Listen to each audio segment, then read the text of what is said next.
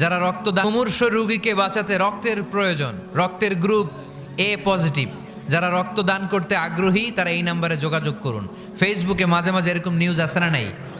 আপনি just you put down in শেয়ারের মধ্যে একটা পুট করে দিলেন, একটু শেয়ার মেরে দিলেন, ছড়িয়ে পড়লো হাজার হাজার ফেসবুক ফ্রেন্ডদের কাছে। তাদের অনেকে ব্লাড দিতে আগ্রহী, সে তাড়াতাড়ি যে সেখানে ব্লাড ডোনেট করে আসলো। আপনার একটা শেয়ারের কারণে বেঁচে গেল অনেকগুলো প্রাণ। চিল্লা এখন ঠিক কি না? রক্তদানের মতো শ্রেষ্ঠ ইবাদত হতে পারে? আমরা মনে করি শুধু জিকিরি ইবাদত, আমরা মনে করি শুধু নামাজি ইবাদত।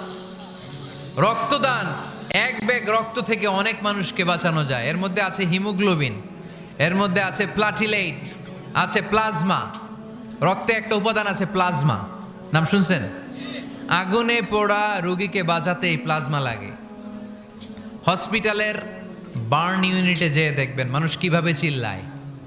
আগুনে পোড়া রোগীর যে কি কষ্ট, একটু দেখার জন্য হসপিটালের বার্ন ইউনিটে যাবেন, দেখবেন যে কি কষ্টে আছে তারা।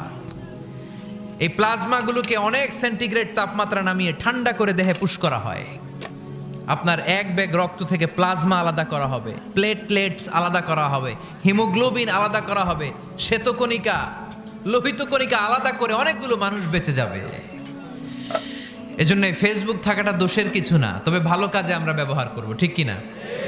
আপনার ফেসবুক শেয়ারিং আপনার জান্নাতি বানাতে পারে, আর আপনার ফেসবুক শেয়ারিং আপনার জাহান্নামের লাকড়ি বানাতে পারে। চিল্লায় বলেন ঠিক কিনা?